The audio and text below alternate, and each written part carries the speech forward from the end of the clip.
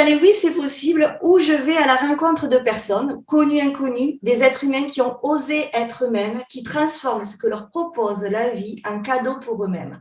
Alchimie, magie ou rendez-vous.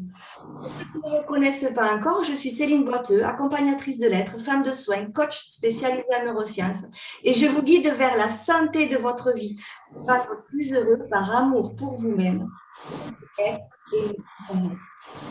Aujourd'hui, je suis tellement heureuse d'être aux côtés du merveilleux Yannick Alain, un conférencier international, un auteur, un entrepreneur établi et épanoui. Un être vraiment gentil et lumineux. Au début de sa carrière, il dit que pour réussir avec ses valeurs, ça n'a pas été de tout repos. Il a même dit, vous êtes dans le monde des bisounours, vous ne réussirez jamais dans le commerce. C'est dit par son ancien patron de l'époque, comme il dit. Il dit aussi, je n'avais pas vraiment les moyens de me payer le luxe du valeur. Son expertise de cœur, sa gentillesse, il en a fait un livre, on en parlera. Les gentils méritent de réussir aux éditions Alizio.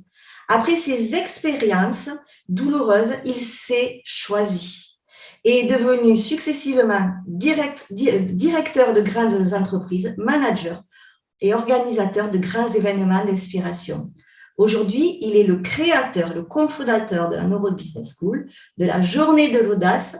Il est expert en stratégie commerciale, humaine, en intelligence relationnelle. Salut Yannick. Hello ma Céline, merci beaucoup pour cette belle présentation. Je vois que tu as bossé et tu as bossé la présentation, voilà quoi. Donc écoute, je suis ravi d'être avec toi, ravi d'être avec vous. Merci pour ton accent qui me rappelle chez moi, parce que je suis toulousain, et donc j'ai l'impression d'être un peu en famille avec toi, donc merci beaucoup. Merci déjà de me recevoir, de m'accorder ton temps si précieux. Alors, la présentation, mais moi ce que j'aimerais savoir avant tout ce que j'ai dit de toi, tu étais avant et qu'est-ce qui t'a fait switcher pour arriver à ton oui, c'est possible. Alors qui j'étais avant, c'est ça que tu veux dire? Je t'entends en fait, c'est comme le micro par moment, j'entends pas trop. Problème de micro? Ouais, par moment, c'est comme si tu avais la voix qui s'éteignait un peu, mais c'est pas grave. Donc tu aimerais savoir qui j'étais avant et comment je suis devenu qui je suis maintenant? Moi, tu as switché, oui, pour arriver à ton oui, c'est possible, parce que je suppose que ça s'est pas fait. C'est intéressant justement parce qu'effectivement c'est pas fait en fait en un déclic mais plusieurs successifs pardon pour moi.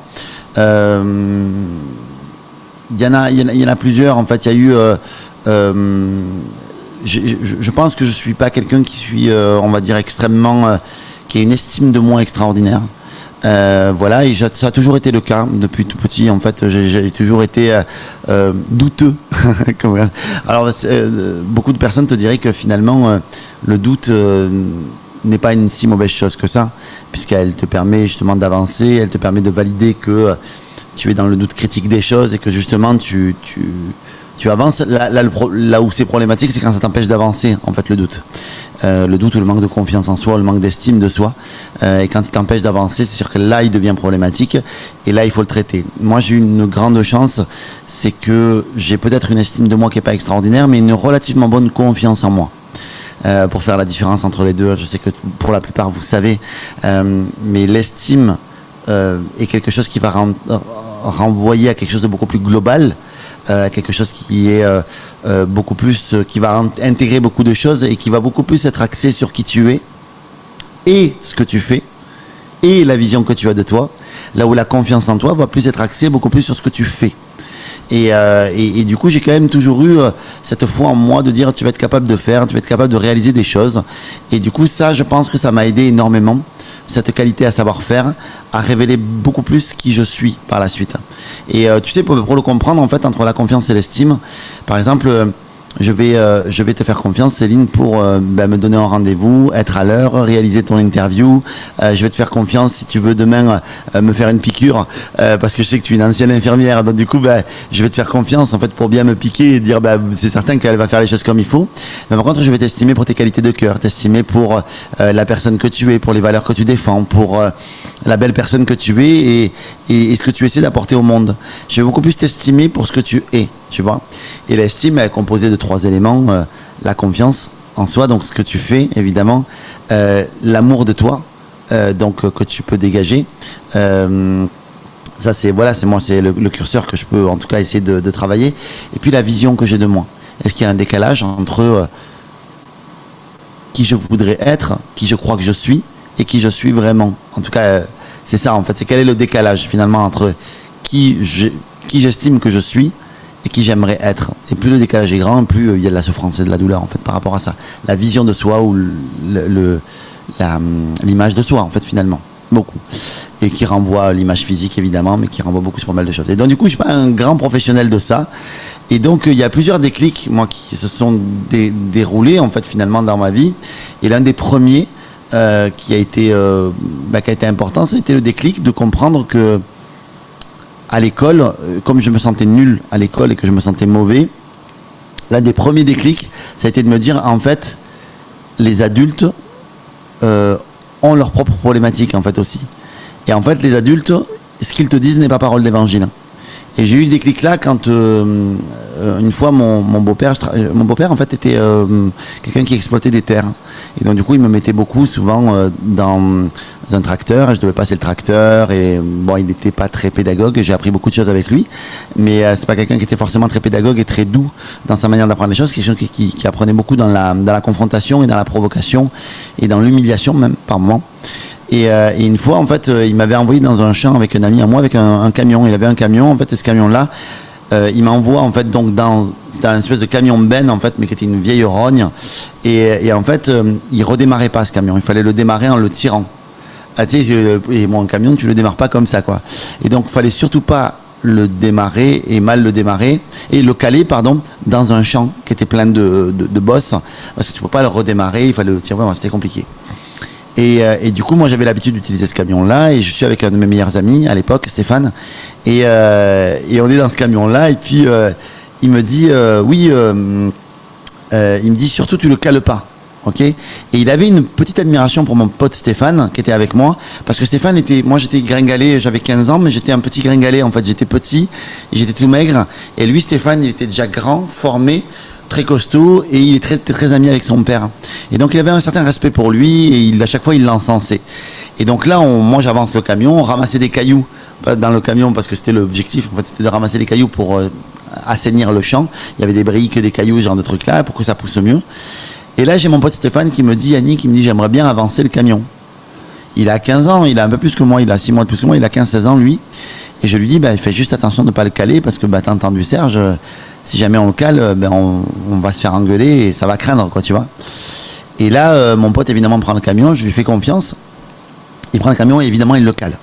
Là. Et là, je vois mon pote, en fait, devenir livide. Il devient, mais vraiment livide.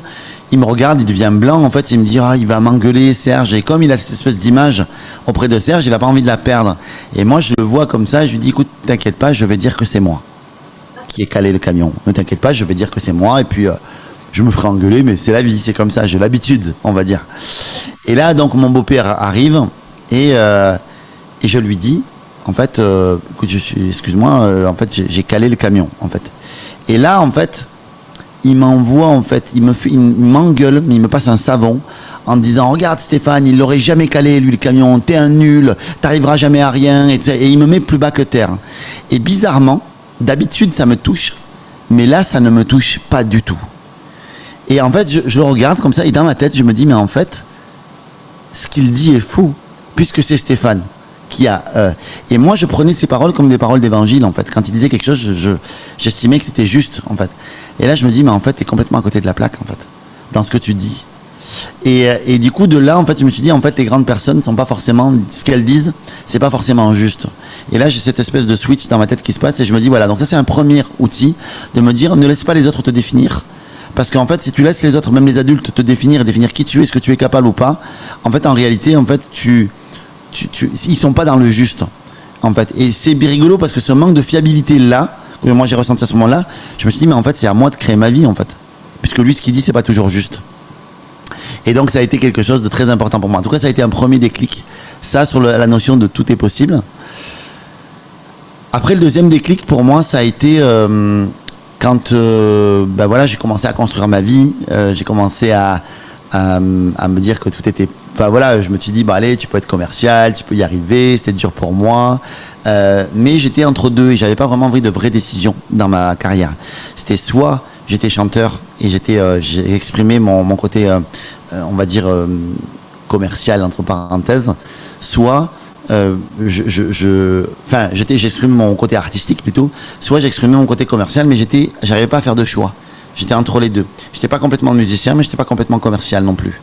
Et donc, excuse-moi, je t'entends plus. Tu m'entends plus? Oui, là, ça y est.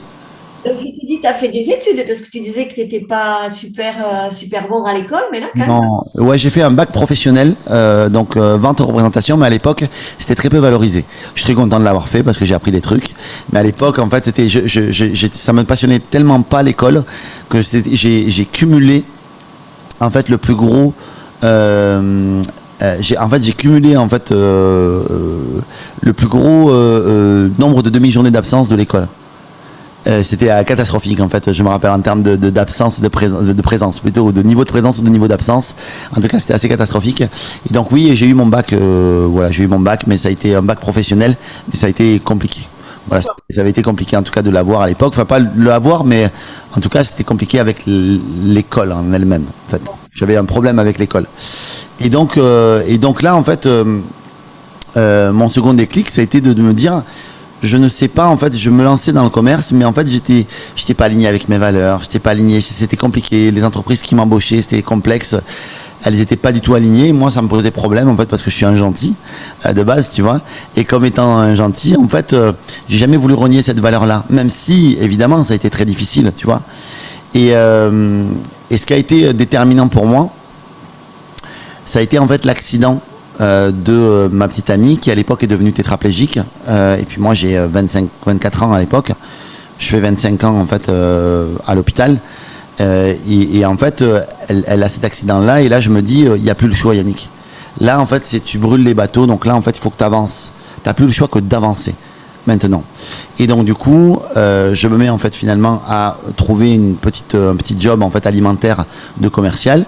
Et je me dis, maintenant, tu te focalises sur le commerce. Et là, c'est comme une espèce de force qui me vient en moi de me dire, allez, maintenant, t'as plus rien à perdre. Faut que tu fonces, en fait. Parce que t'as vu, Isa, elle est en fauteuil roulant. Donc maintenant, c'est à toi de foncer, d'assurer pour la famille. Et là, en fait, je deviens plutôt pas mauvais en tant que commercial. Je deviens plutôt même...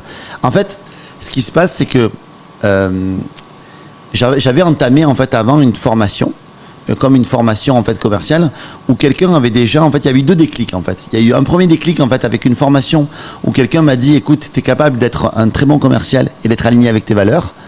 Sauf que et donc du coup, c'était une très bonne formation qui m'a aidé, on va dire, à être meilleur. Et Isa a eu cet accident au moment où j'étais en formation. Je terminais juste ma formation et elle a eu ce déclic là. Et là, moi, je me suis dit maintenant, allez, tu sais comment on fait du commerce éthique. Maintenant, il faut vraiment que tu fonces là-dedans, dans cette voie-là. Et c'est que j'ai comme laissé, on va dire, de côté la musique et ce côté représentation que j'avais envie d'avoir, et ce côté scène. Et je me suis dit, allez, fonce là-dedans.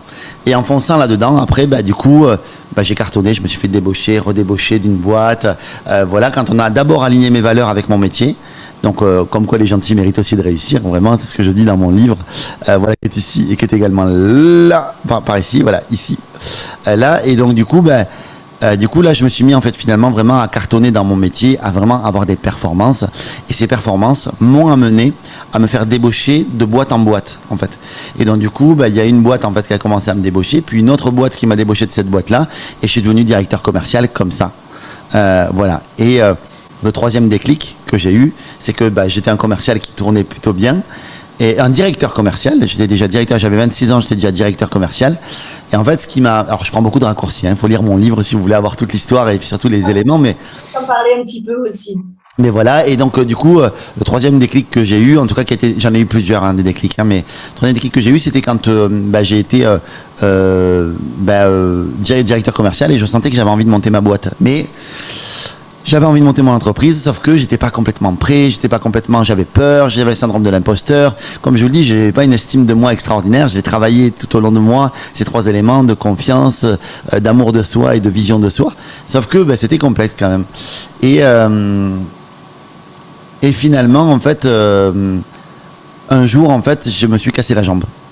Et le fait de me casser la jambe, C'est comme si la vie me disait, Yannick, maintenant il faut que tu fasses un choix et que tu ailles vers ce qui t'anime vraiment.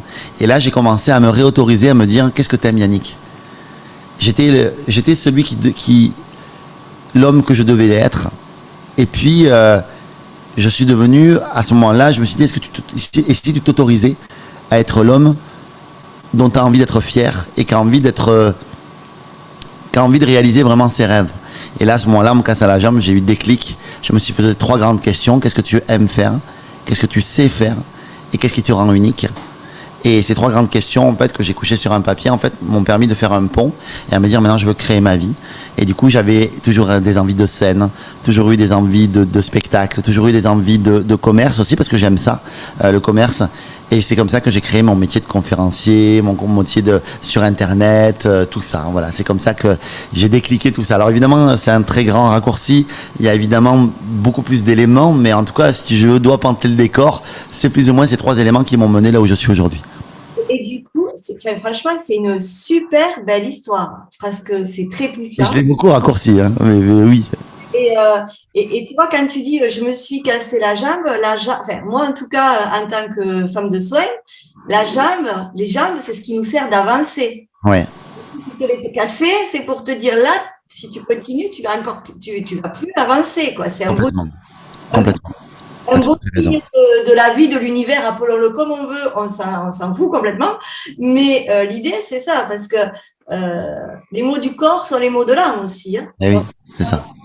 Bon, ça, c'est mon côté un peu soignant qui revient, mais… Bien sûr. Bah, je sais que vous autres soignants, vous voyez évidemment d'autres choses. En fait, vous voyez des choses encore plus… Voilà quoi, d'autres choses. Oui, c'est vrai qu'on est vraiment dans l'humain et dans ses douleurs aussi. Et, moi, ce que j'ai envie de te dire, alors, tous ces switches que tu as fait, tous ces switches, au moment où tu les faisais, est-ce que tu as eu la trouille?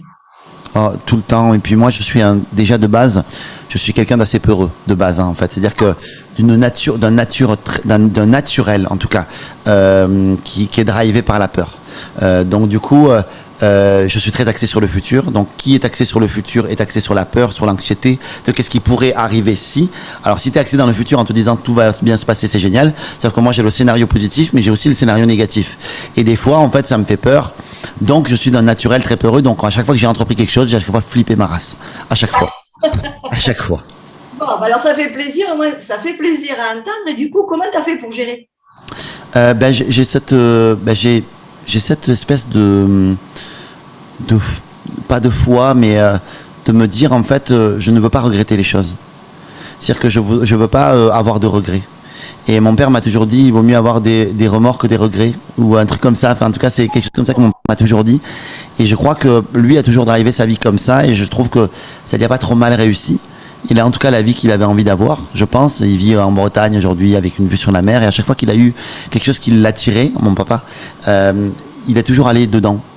Et c'est quelque chose qui est assez inspirant pour moi, en tout cas qui m'a relativement inspiré. Ça, et du coup, c'est de me dire, ok, t'as beau avoir peur, c'est pas grave, vas-y, fonce. Et puis voilà, et donc du coup, j'ai fait mes trucs et j'ai foncé comme ça. Voilà, et je crois que c'est ça qui m'a aidé, probablement d'autres choses, mais là, en tout cas, quand tu m'en parles, c'est ça qui me vient. Et tu t'es planté des fois? Oui, évidemment, plein de fois. Mais j'ai jamais trop vu les plantades comme des choses définitives. Tu sais, c'est genre, t'as un coup près, tu sais, ah, tu devais faire ça, tu t'es planté, c'est terminé. Moi, je vois ça comme des essais. Donc, du coup, comme c'est des essais, tu te dis, ah, tu t'es planté sur cet essai-là. Mais c'est pas grave, tu vas retenter un autre truc qui va fonctionner. Donc, du coup, j'ai mis de l'enjeu sur les choses. C'est quelque chose je crois que si on met pas d'enjeu sur les choses, ben, les choses ne comptent pas. Il n'y a rien qui compte si on met pas d'enjeu. Rien ne compte et du coup, rien n'est important, donc rien n'a de la valeur. Donc mettre de l'enjeu sur les choses, ça me paraît normal, mais pas mettre trop d'enjeux qui me permet de perdre mes moyens en tout cas. Enfin, ça m'est déjà arrivé de perdre mes moyens, mais en tout cas essayer de mettre un enjeu suffisamment fort pour que ça compte pour moi, mais pas suffisamment grand pour que ça me paralyse et que ça m'empêche de faire les choses. Je sais pas si tu vois la nuance entre les deux. En fait, c'est juste, en fait, la trouille, tu t'es planté, peut-être, mais ça va, il y a pas mort d'homme, personne n'est mort. Ouais, c'est pas grave. Voilà, c'est pas grave. Et te dire, ce qui me permet d'analyser ça, c'est de me dire, est-ce que le pire que tu envisages, tu es capable de l'encaisser? Et très souvent, Oui. Donc je me dis, bah, on y va. Allez, on fonce. C'est comme ça que je prends mes décisions d'ailleurs. Je prends mes décisions en fait en faisant 3 scénarios. En me disant qu'est-ce qui se passe si ça se passe super bien et ça me motive. Qu'est-ce qui se passe si ça se passe moyen. Qu'est-ce qui se passe si ça se passe vraiment super super mal. Qu'est-ce qui pourrait arriver. Et le fait d'envisager ces 3 scénarios, ou en tout cas le scénario du meilleur et le scénario du pire surtout, et après le nombre de scénarios qu'on veut au centre, bah du coup ça m'a énormément aidé à me dire est-ce que le pire t'es capable de l'encaisser. Le meilleur me motive, le pire je me dis est-ce que je suis capable d'encaisser. Oui. Bon, ben on y va alors. Et ce qui me permet de dire si j'y vais ou si j'y vais pas, c'est est-ce que je prends un risque ou est-ce que je me mets en danger. Le danger, c'est quelque chose que je dis, bah j'y vais pas, je prends pas la décision d'y aller parce que ça pourrait être trop néfaste et ça me pourrait me faire trop mal. Le risque, si je suis capable de l'évaluer et de le prendre, je me dis c'est bon, allez on y va. Et du coup, quand tu es passé par toutes ces étapes, pendant tous tes switches, tu as une famille, tu as des amis, des liens sociaux. Ouais. Regarde ces gens-là.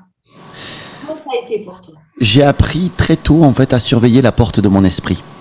Je crois que c'est important en fait que c'est déjà difficile de lutter contre soi-même, contre ses propres doutes, contre ses propres difficultés, contre ses propres démons. Que si en plus ton oreille externe elle est polluée par énormément de personnes à l'externe qui viennent en fait t'amener en tout cas quelque chose qui est négatif en plus, j'ai pas besoin de ça. Donc j'ai très vite compris que mon entourage était prépondérant et très important dans ma vie. Donc j'ai appris à le travailler, mon entourage. Et c'est, je crois d'ailleurs, une des 3 éléments qui te permettent de te développer, c'est savoir gérer ton entourage, apprendre à accepter le feedback et prendre la responsabilité de tout ce qui t'arrive dans ta vie. Si tu as ces 3 éléments, pour moi, tu es condamné, en tout cas, à réussir. Parce que tu es condamné à grandir, en tout cas. Et c'est chouette de grandir comme ça. Et donc, l'un des premiers éléments que j'ai dû travailler, c'est mon entourage. Et donc, oui, au début, ce qui est dur, c'est que quand on se lance dans quelque chose, on a le doute de se lancer dans quelque chose de nouveau, dans quelque chose qui est difficile, qui est probablement quelque chose de profondément dur à accepter, tu vois, ou dur à se lancer. Et c'est dans ces moments-là où tu es dans les moments de doute les plus importants que tu es le plus fragile, psychologiquement. Que tu es le plus fragile quand tu te lances, que tu es le plus fragile quand... Voilà. Donc aujourd'hui, avec le niveau de certitude que j'ai, c'est plus difficile de me désarçonner. Mais à l'époque, quand j'ai commencé, c'était très facile de me désarçonner. Et donc ça prend énormément de courage, et encore plus de courage quand tu te lances, que quand tu es déjà un peu établi comme je le suis aujourd'hui. Parce qu'aujourd'hui, j'ai beaucoup plus d'aplomb, j'ai des faits d'armes, comme des médailles, tu vois. Et c'est important aussi d'apprendre à reconnaître ces médailles aussi. Tiens, j'ai réussi à faire ça, clac, j'ai une médaille. Tiens, j'ai réussi à faire ça, tiens, je me mets une autre médaille. C'est comme, tiens, un général, tu sais, il a plusieurs médailles, tu vois, et c'est ce qui fait que tu le désarçonnes pas comme ça, quoi. Tu le bouges, il va dire non, non, je sais comment faire parce que j'ai les ai, ces médailles-là. Sauf que si tu te les octroies pas et que tu te les donnes pas, ces médailles-là, bah, du coup, ça va te poser, en fait, on va dire problème, et tu vas être beaucoup plus facilement déstabilisable. Et donc, l'entourage est prépondérant là-dedans. Donc, ça veut dire que, pour moi, il ne faut travailler qu'avec un entourage qui est un entourage stimulant. Donc, ce que tu fais toi, par exemple, d'aller te former auprès de David Lefrançois, d'aller t'entourer de personnes, parce que tu vas voir que c'est des personnes incroyables qui vont grandir avec toi, qui vont faire que, voilà, ce que tu vas obtenir est vraiment top, en fait, pour ça. On y te va et déjà, même, ça fait déjà à mon niveau, à 3 mois de formation, même moi, je trouve ça génial parce que Et ça va te permettre en plus, hein, ce qui est génial, c'est que ça va te permettre en plus de pouvoir aller chercher les personnes qui vont te critiquer, qui vont plus tard tu verras que moi ça s'est passé comme ça, c'est que les personnes qui te critiquaient, qui t'empêchaient d'avancer, qui te disaient mais tu y arriveras pas Céline, même par bienveillance, parce qu'il faut pas oublier que souvent c'est bienveillant de leur part, parce qu'ils te projettent leur peur, et comme ils t'aiment, ils te projettent la peur que tu te plantes, et après une fois que toi tu vas réussir, tu vas atteindre ce niveau et atteindre ton indépendance, ils vont te dire ah, merci Céline, putain c'est chouette que tu aies fait ça, j'ai toujours cru en toi, alors que toi tu auras perçu peut-être l'inverse. Ça te permettra toi d'avoir l'assise pour pouvoir leur donner confiance et les aider à monter. alors, il faut savoir aussi, je le dis, donc oui, effectivement, je suis à l'Institut de neurosciences appliquées avec David Lefrançois en formation. Ouais, excuse-moi, pardon, j'aurais peut-être pas dû spoiler ça. Non, mais il y a pas, non, non, ben, non, ça fait partie de moi, je suis aussi ça, donc... et en fait, pour la petite parenthèse, quand j'ai demandé l'invitation à Yannick Alain, je n'avais pas du tout capté que Yannick Alain allait être mon formateur dans quelques mois. Donc, vous imaginez que quand je l'ai vu apparaître sur mon écran, Ouais. Et puis je suis formateur à l'institut. On est associé avec David Lefrançois, qui est le fondateur de l'INA, et voilà, on a la même place l'un pour l'autre dans nos formations respectives. Voilà, on est vraiment associés et très reliés. Et dans la Neurobusiness School, ce sont des coachs de l'Institut de neurosciences appliquées qui viennent du coup coacher chez moi. Donc voilà, donc j'avais un petit peu la trouille quand je l'ai vu apparaître tout à l'heure, quand il est arrivé pour l'interview. Mais C'est normal parce que ça compte pour toi. Donc comme c'est important, et c'est sain que t'aies la trouille, c'est génial en fait. C'est super beau. Je suis très honorée, sache-le, je le dis sur l'enregistrement parce que franchement, on m'aurait dit ça un jour, j'aurais dit jamais. Eh ben tu vois. Merci de me faire ce beau cadeau. Merci à toi Céline. Et du coup, donc les peurs, l'entourage. Et on va arriver, parce que ton livre, moi, j'ai commencé à le lire parce qu'il y a eu un truc avec Amazon. Voilà, j'ai brillé, mais c'est pas grave. Et j'ai envie que tu nous parles justement, on va faire ce lien avec ce livre, parce qu'on dit toujours, en temps, pour réussir, de toute manière, ceux qui réussissent, on t'entraîne toujours, alors je vais te le dire avec mes mots, d'avoir les gens, parce que le commerce, de toute manière, entre guillemets, c'est pour avoir les gens. Et oui, les avoir, tu veux dire les escroquer ou les manipuler ou les, ouais, bien sûr. Oui. Exactement. Que faire son entreprise de toute manière, on n'est pas dans l'amour, on est dans le gain. Et moi, je dis toujours, tu vas me dire ce que tu en penses, que moi, perso, en tout cas, à l'heure actuelle, peut-être que je changerai, moi, je sais que mon entreprise est au service des gens et après, il va me ramener l'abondance et non l'inverse. Voilà comment je vois le truc. Et toi, dans ton livre, les fameux gentils qui méritent de réussir, explique-nous ce qu'est un gentil dans le monde de la réussite entrepreneuriale, en tout cas, te concerne. Ouais.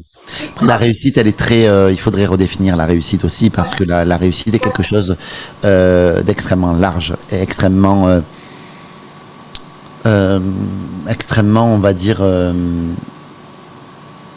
personnel pour chacun d'entre nous qui regardons cette vidéo. Il y en a certains qui vont accrocher la réussite à l'argent, il y en a certains qui vont accrocher la réussite à du matériel, il y en a qui vont l'attacher à des réussites personnelles, il y en a qui vont l'attacher, il n'y a pas de bonne ou de manière de réussir. Il faut juste être en paix, je crois, accepter aussi sa manière de réussir. Il y a des manières aussi, des fois on a envie de réussir pour des raisons qui sont pas forcément vertueuses, et c'est hyper ok en fait, en vrai. On a le droit aussi d'avoir envie de réussir pour soi, et je crois que la clé pour définir la réussite, c'est de se dire que oui, je réussis pour les autres, pour contribuer, ce que tu dis toi. Oui, je peux réussir pour moi. Oui, je peux réussir pour l'argent. Mais peu importe, l'idée c'est de mettre du et plus que du ou. C'est-à-dire que le et, c'est ce qui va englober tout ça. Et dans ce côté englobé que tu vois, c'est te dire oui, je réussis pour moi. Il y a une part de moi qui a envie de réussir pour moi et qui est très égocentré et égocentrique dans cette manière de réussir pour moi parce que ça me nourrit juste personnellement.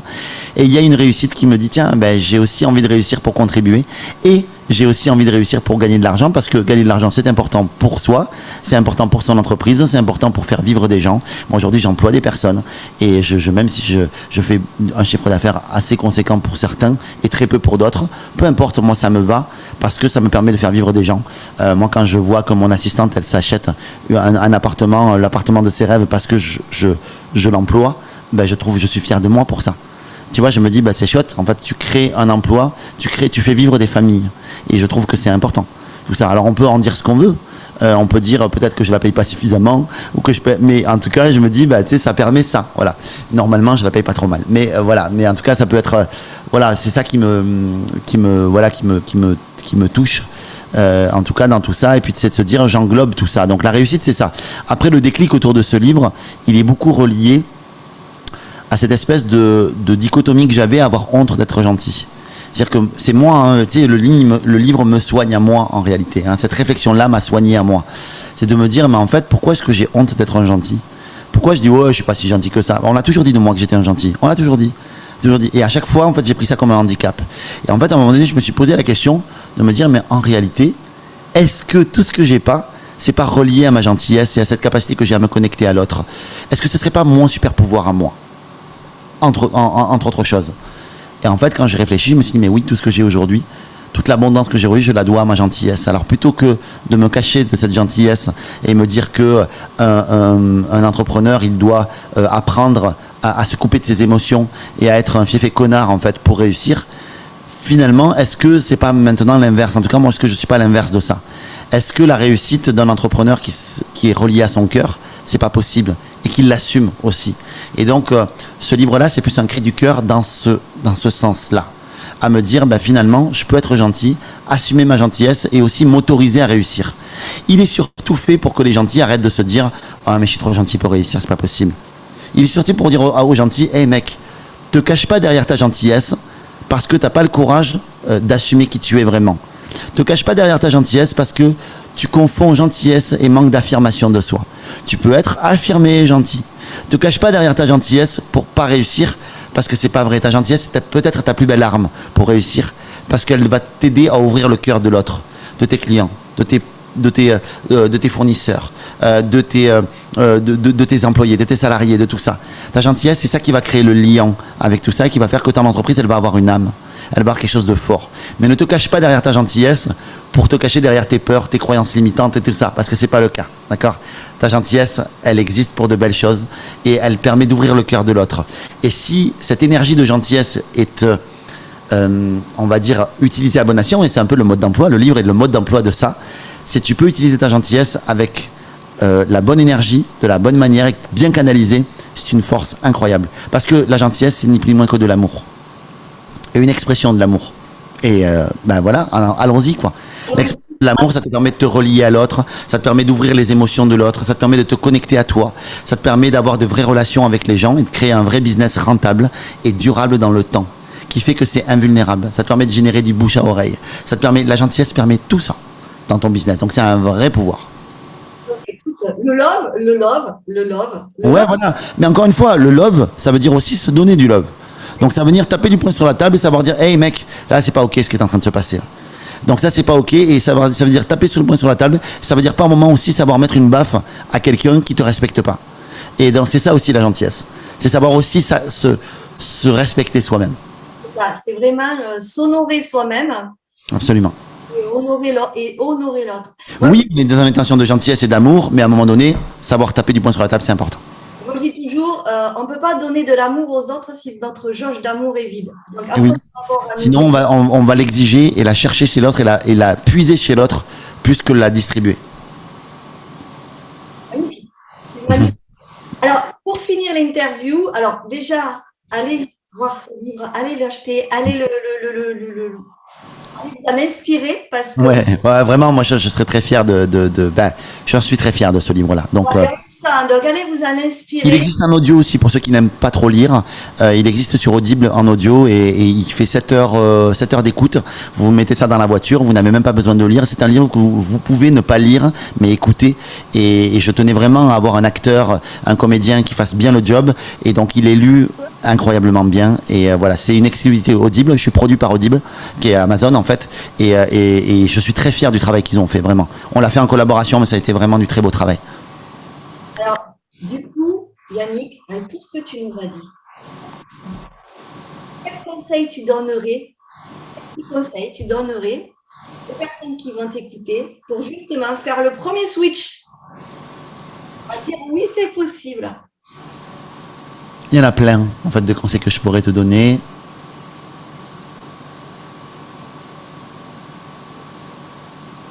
C'est soyez fiers de vous. En fait, soyez fiers de vous et faites quelque chose et un projet dont vous exigez de vous le meilleur de vous. Mais encore une fois, c'est pas le meilleur pour le miroir aux alouettes et dire ouais, je veux créer une entreprise qui soit milliardaire, qui machin. Non, juste créez quelque chose dont vous êtes fiers. Et sentez que c'est possible. Pour juger le sweet spot et commencer à passer à l'action, parce que c'est ça le plus dur, c'est commencer à passer à l'action, c'est donnez-vous un objectif, entre parenthèses, ou une vision qui vous excite, qui vous anime et dont vous êtes fier. Et de vous dire, ça, je serais super fier de moi si je réalisais ce truc-là. Ça me fait un peu peur, mais pas suffisamment peur pour me paralyser et suffisamment peur pour que ce soit important pour moi. Et j'y vais. Vous voyez, c'est peut-être un conseil un peu en bois parce que c'est un conseil qui est difficilement palpable, mais j'espère que vous l'aurez compris. Juste, allez sur quelque chose qui vous excite et qui vous fait suffisamment peur pour y aller, mais voilà, et vous dire, allez, j'y vais petit à petit et vous allez avancer petit à petit Je suis persuadé que vous allez trouver votre voie. Merci Yannick. Merci pour ce Merci à temps. toi. Merci pour ce moment.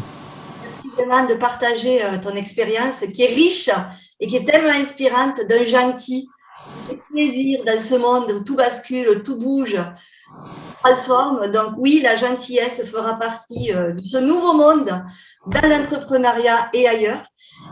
Vraiment, merci beaucoup Un grand merci à toi. C'était un honneur, vraiment, d'être interviewé par toi. Merci pour ta bienveillance, pour ton amour, pour tout ce que tu dégages. T'es au top. Donc merci. Merci pour ça. Merci. Donc, nous, on se retrouve très bientôt pour un prochain invité. À très bientôt pour une autre interview. Bisous ma belle. Bisous, salut tout le monde. Ciao. Merci beaucoup Céline, je suis obligé de te laisser. Ça bip déjà.